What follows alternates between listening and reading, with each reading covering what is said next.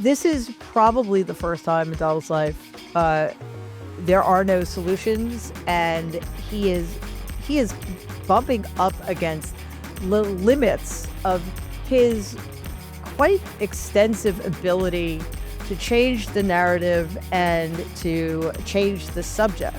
The knock-on effects are going to be with us for a very long time. One of Donald's favorite myths about himself is being exposed for the nonsense it is. He is not a great deal maker. In fact, he doesn't know what he's doing at all. We're at a perfect storm of horrors for Donald. I'm Joanna Coles. This is the Daily Beast podcast, and on Sunday it will be 1 week to go from Donald Trump's 80th birthday. So who better to have on than Mary Trump, his niece, and a fully trained, super acclaimed clinical psychologist who analyzes her uncle sine qua non, like nobody else. I always love having Mary Trump on the show because she's the bravest of relatives of Donald Trump. She is fearless in her criticism of him, and she reflects on how so much of what he's doing now reminds her of her grandfather, Donald's father, as he began to lose his grip on sanity. And she has her own plans of how she is going to celebrate his 80th birthday. So don't forget to subscribe to the Daily Beast podcast. We are independent media, and we're trying to get to 700,000 subscribers in the next couple of weeks. So please press the subscription button if you haven't done. But for now, let's get into it with Mary Trump. Mary Trump, welcome back to the Daily Beast podcast. You are a very popular guest. For those who don't know Mary, how could you not know Mary Trump? Mary Trump is the outspoken niece of Donald Trump. She's also a hugely acclaimed clinical psychologist, and she is the perfect person to talk to in the week of Donald Trump's 80th birthday. Mary, you're in a unique position as a clinical psychologist and as the niece of the president to tell us how you think this last couple of weeks, where he's really begun to get pushback from his own party, finally, after 10 years, is going to impact him. So we saw the decision to abandon the $1.8 billion slush fund. And we saw a judge say that it was essential that he take his name off the Kennedy Center. So it'll no longer be the Donald J. Trump and JFK, John F. Kennedy Center. And we have seen pushback from Congress about his war in Iran. Now, we know the president doesn't like being told no. How is this going to play out with him?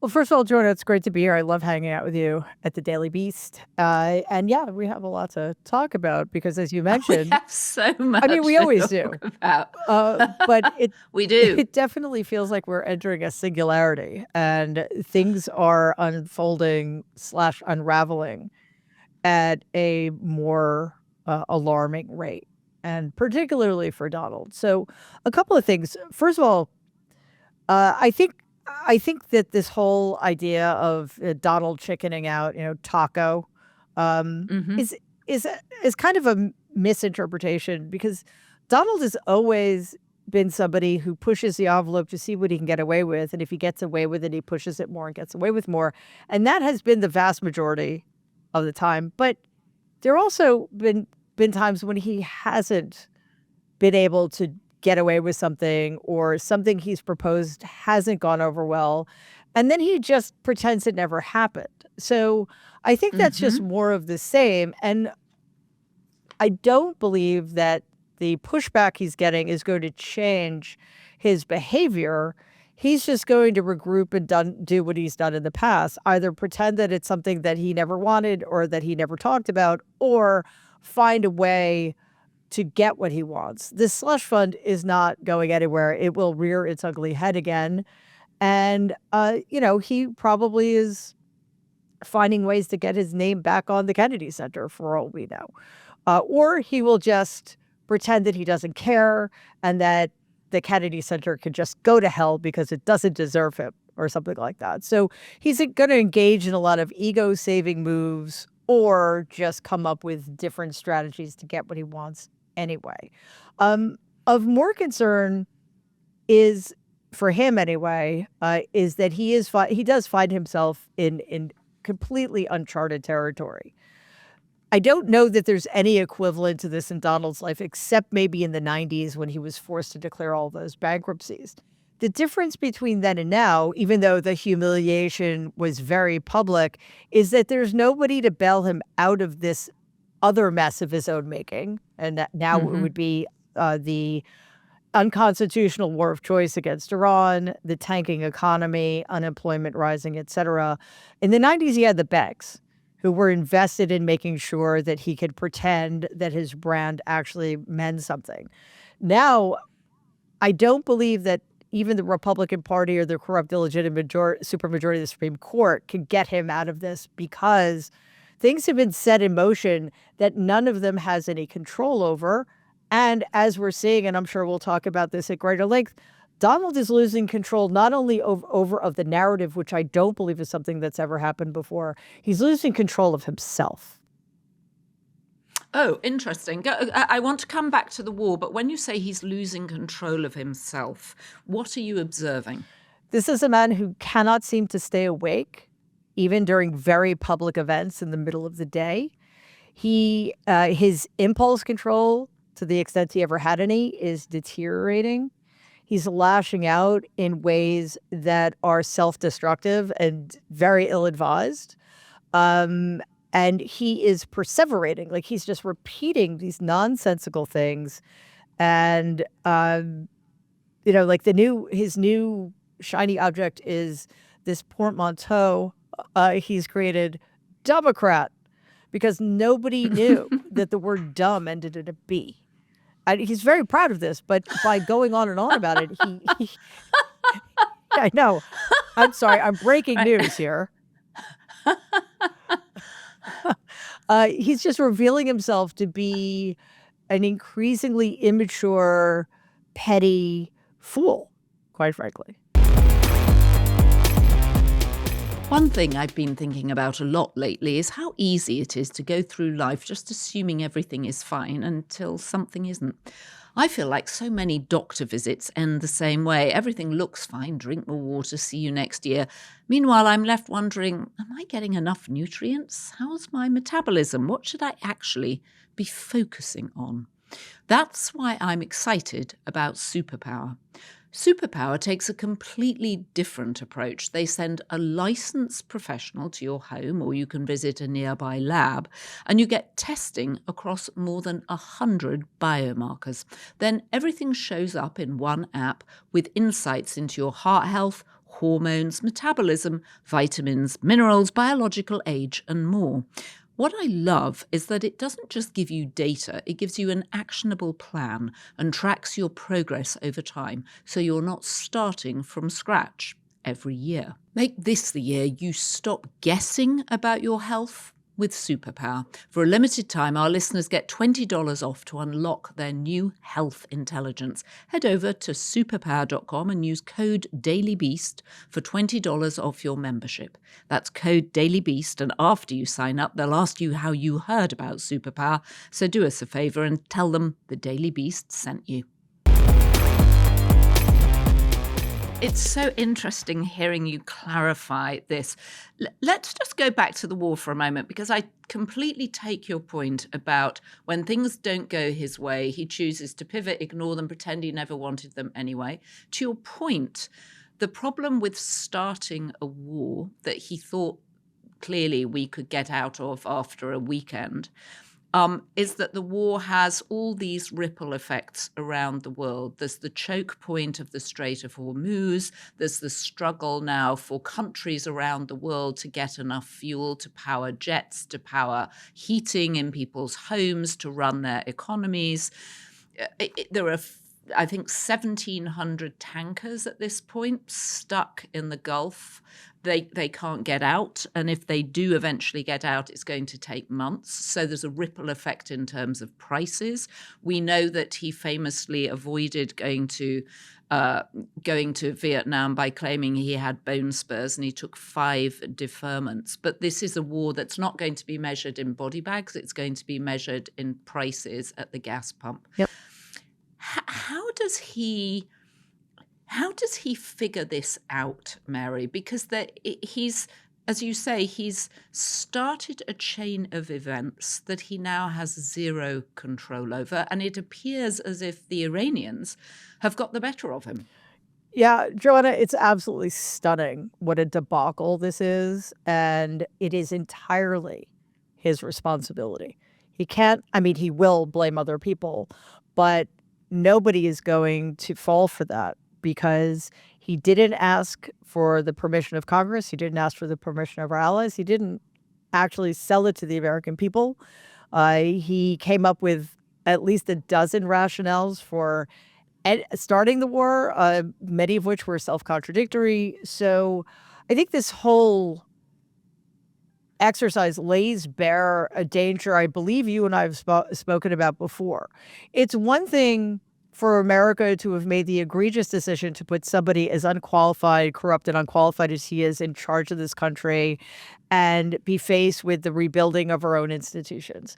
It's another thing entirely to unleash him on the rest of the planet, because just as he can't control what's happening in Iran now, we as a country can't control how the rest of the world perceives us and how the rest of the world is going to treat us in the future, even if sane people get in charge again. So this is probably the first time in Donald's life there are no solutions, and he is bumping up against limits of his quite extensive ability to change the narrative and to change the subject.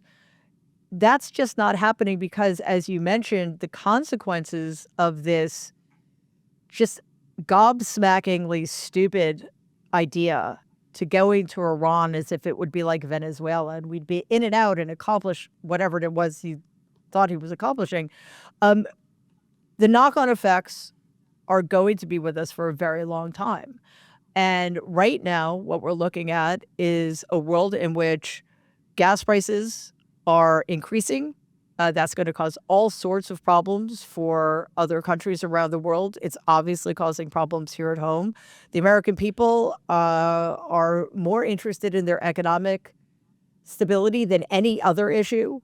So they understand how bad this is. Donald and his people can lie all they want about the health of the economy. It's given the lie every day as gas prices go up, inflation goes up, and other associated prices go up. The other thing that will become glaringly obvious to anybody paying attention is that he went into this against all advice and we are going to end up in a place where America is considerably weaker and Iran is considerably stronger, and Iran is holding all of the cards right now. So one of Donald's favorite myths about himself is being exposed for the nonsense it is. He is not a great deal maker. In fact, he doesn't know what he's doing at all. Oh, what a frightening analysis. So to go back to your point about him losing control of himself, that he's clearly frenziedly posting on Truth Social during the night. What is that a symptom of, Mary? I know that as people get older, they sometimes sleep less. But the number of tweets, or posts, which has now gone up to 27 a day on average by our accounting from May's number of posts. If you had a client who was doing this, what would it say to you about them? It would say that there are some very serious issues around insecurity and control. Donald is somebody who clearly has way too much time on his, and he doesn't have enough time to go to his son's wedding. obviously. But he has Right. way too much time on his hands, and he has his priorities all wrong. And this is a deeply misguided and unhealthy attempt to gain some sense of agency, which he doesn't have. And the way I look at Donald is that to one degree or other, partially like back in the day because of my grandfather's wealth and power and connections, and then because he's been living in the White House or at Mar-a-Lago for over the last decade, he's essentially been institutionalized, which is to say that he doesn't have to worry about the things the rest of us have to worry about. There's always somebody else to take care of him, to do his Hmm. bidding, to clean up his messes. And as I said earlier, that's can't happen anymore, and it isn't working.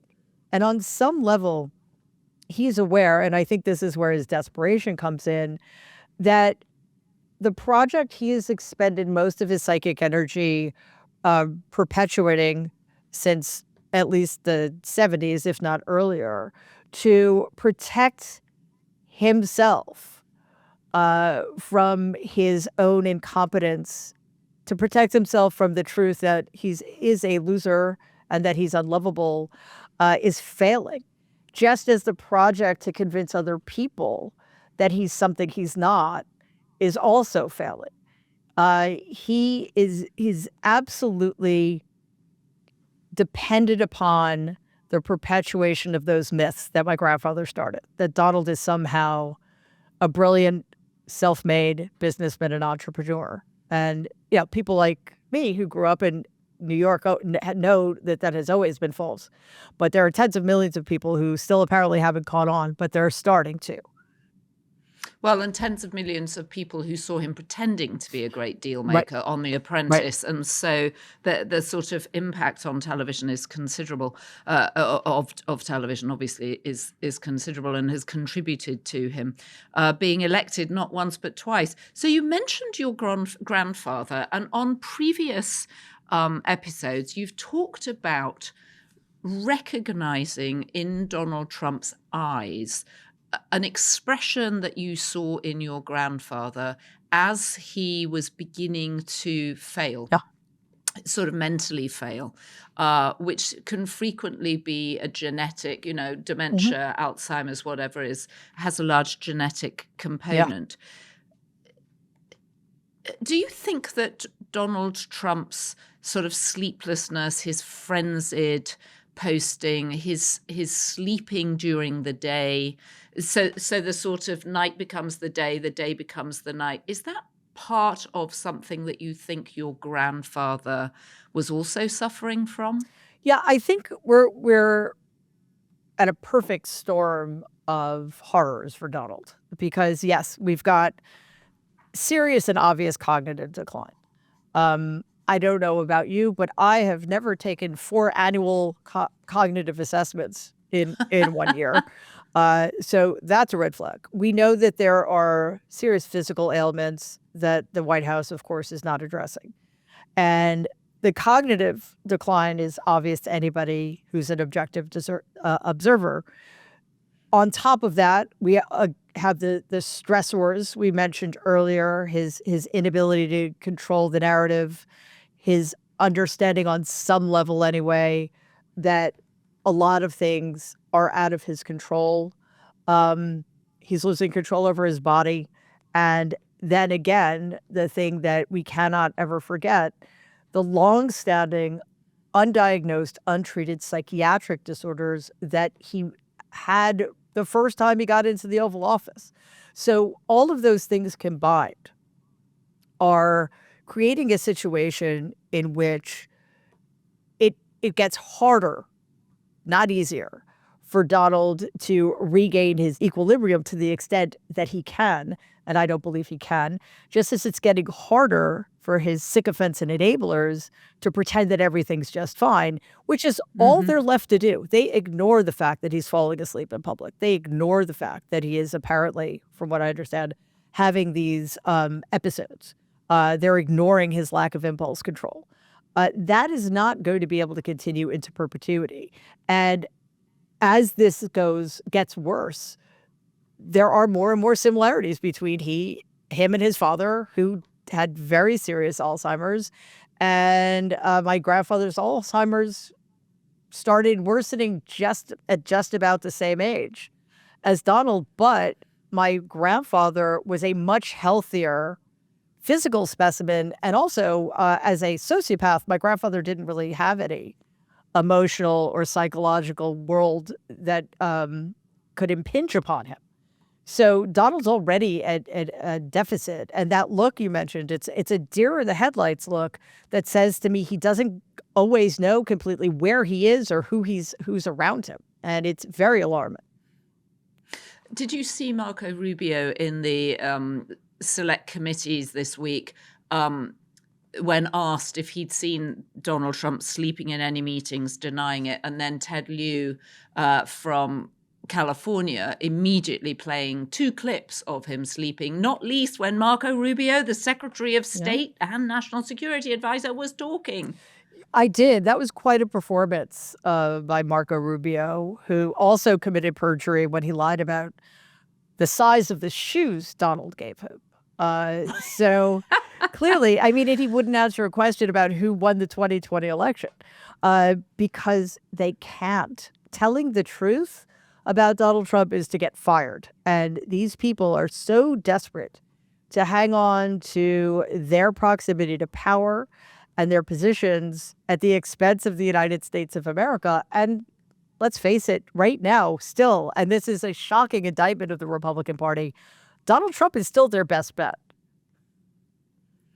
It's a crazy indictment. So why does he keep appointing people who couldn't be less appropriate for the very important jobs he's appointing them to? So I'm thinking of Bill Pulte, put in to replace Tulsi Gabbard as head of the intelligence services, a man whose experience is in mortgages and housing development and whose own family kicked him out of the family business.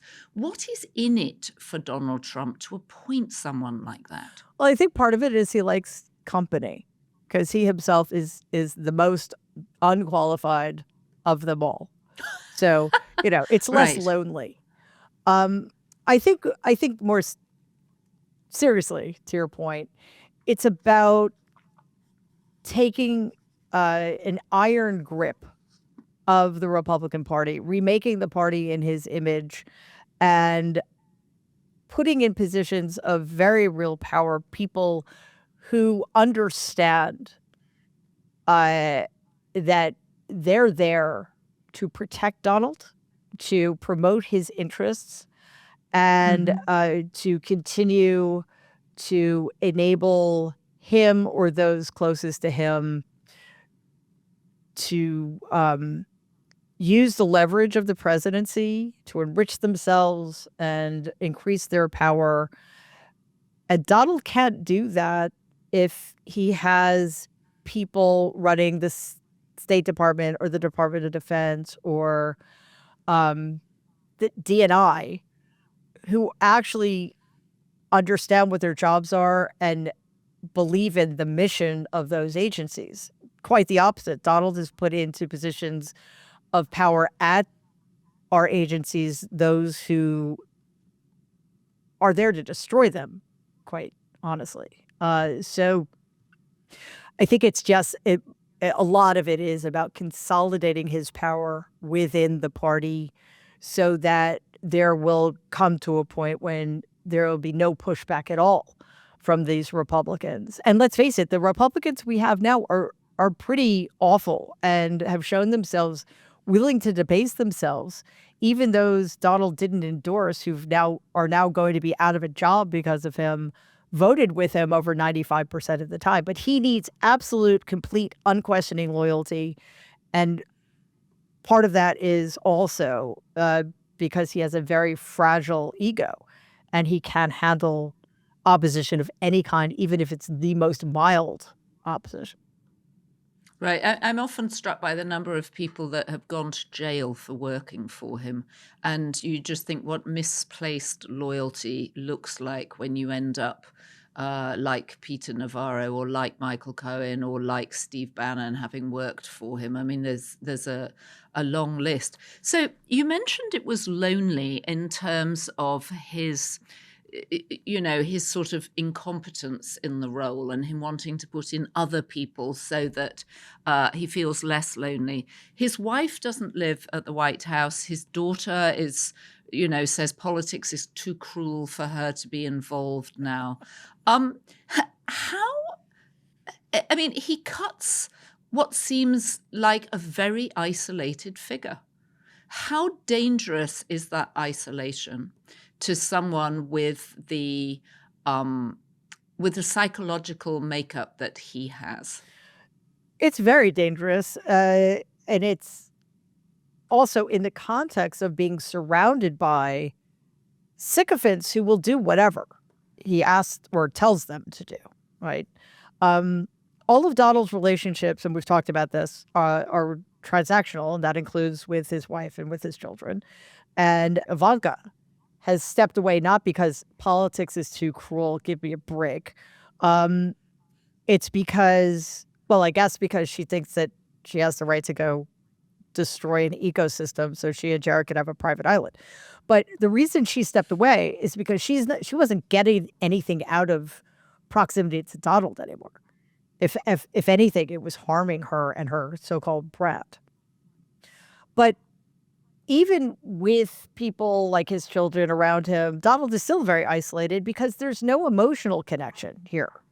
It is literally, what can you do for me? If you can do something for me, then fine. And then if I can do something for you, that's it. And even in the midst of those many people willing to do whatever he wants for them, he is still very isolated, again, because there's no emotional component. There's no human feeling there. It's quite a devastating commentary on what the American people think is worth supporting. So all of this leads him to this point where he's going to feel like he has nothing to lose. He's a nihilist. He does not believe anyway that anything or anybody should exist beyond him.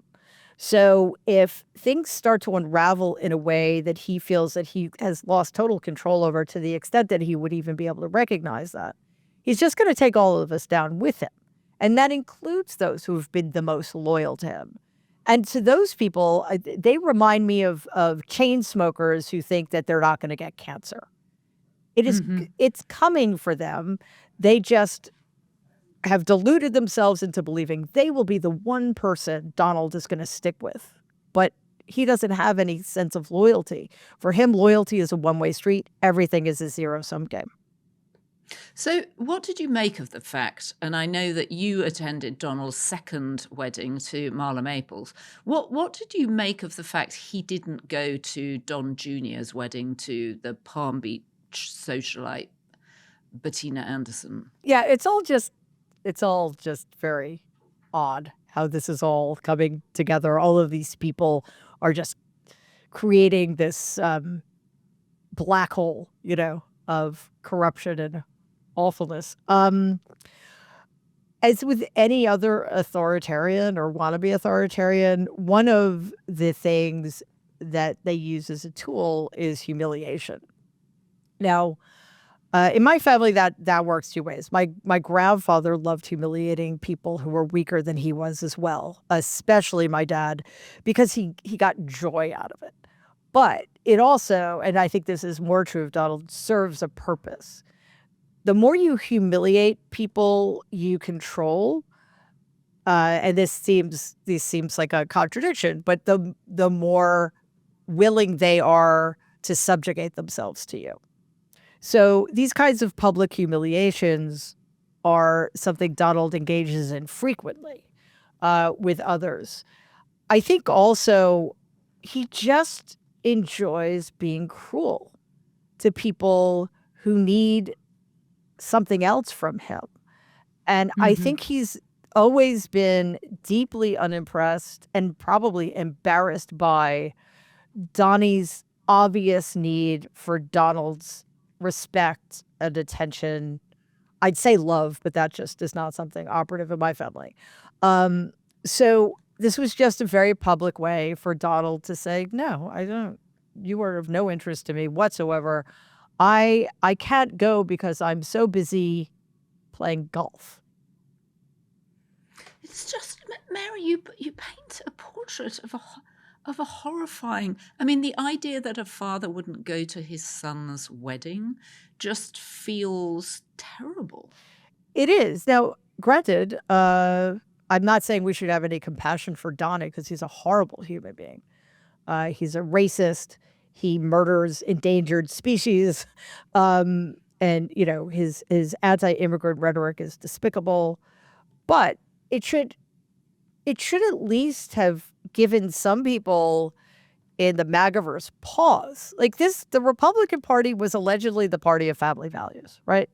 Mm-hmm. But Mm-hmm. when it comes to Donald, there's this incredible and inexplicable double standard. But the idea that people continue to support somebody who doesn't value family at all, like what he and his siblings did to me and my family, well, that's a conversation for another time. We're talking about his children, about whom he is shown to care not at all. I mean, he talks about them like they're his secretary's children. Like he doesn't really know them, and he doesn't really have the time. He isn't going to give them the time of day.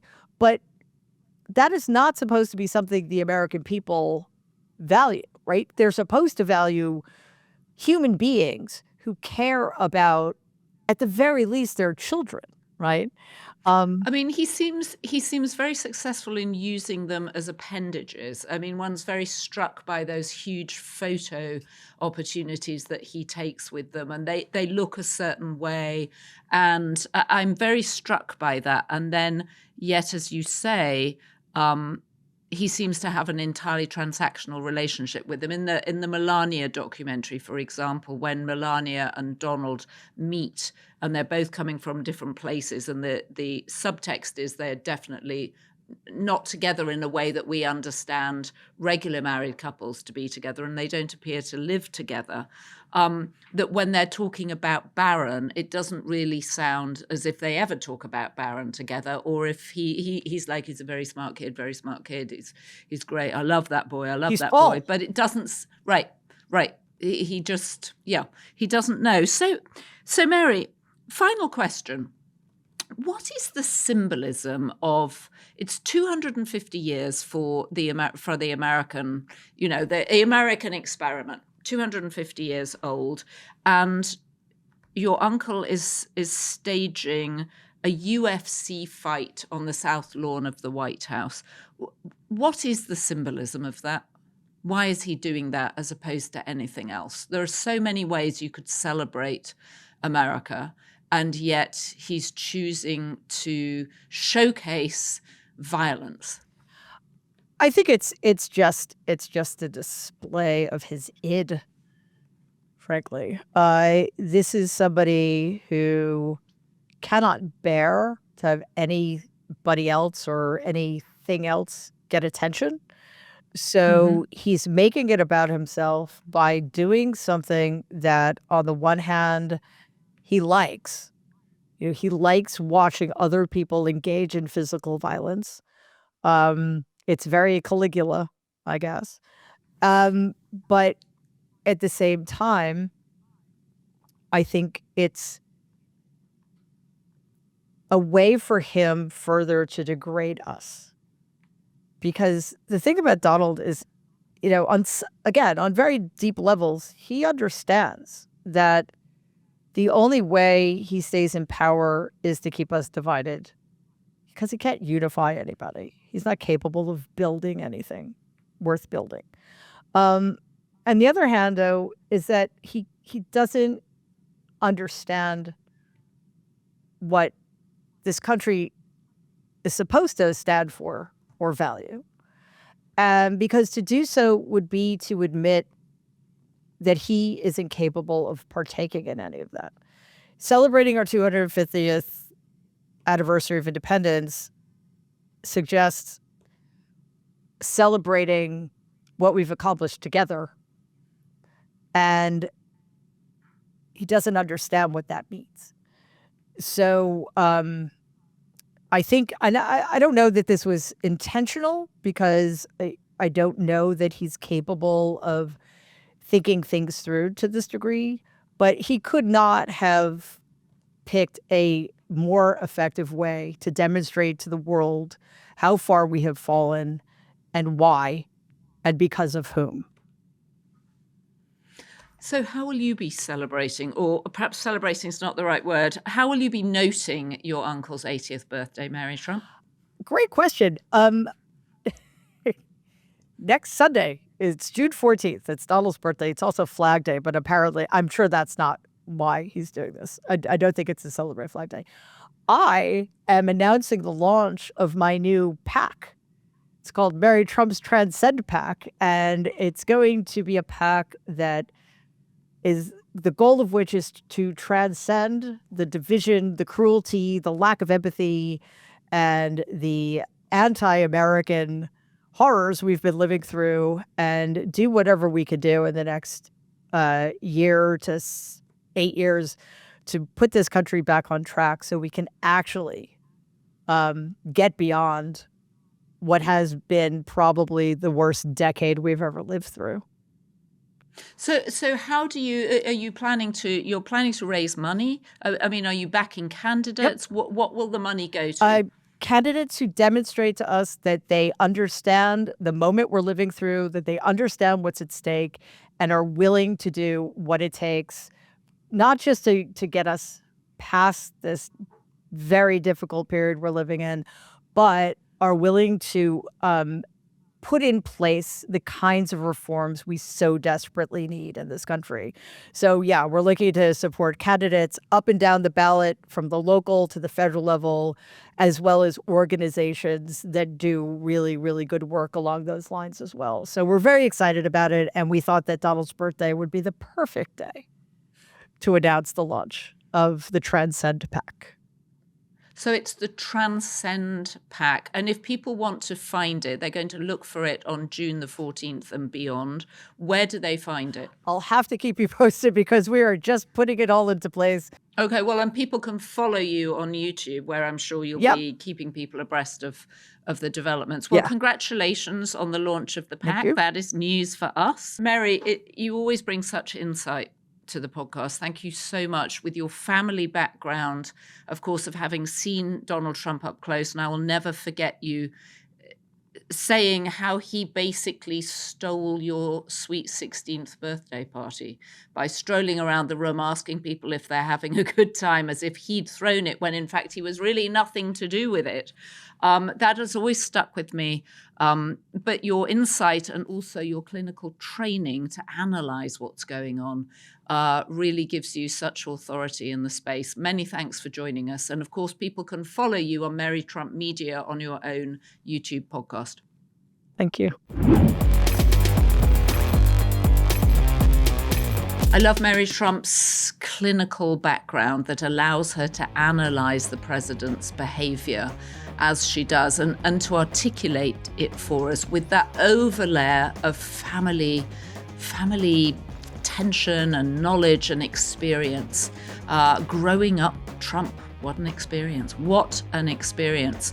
Anyway, if you have been, thank you for joining us. I'll be back tomorrow with David Rothkopf to start off your week with everything that's going on. Big thanks to our production team, Ryan Murray, John Romero, Rachel Passer, Heather Passaro, and Neil Rosenhaus. So the good news is we have so many B-Beast tier members now. There are too many names to read out, and we really appreciate your support.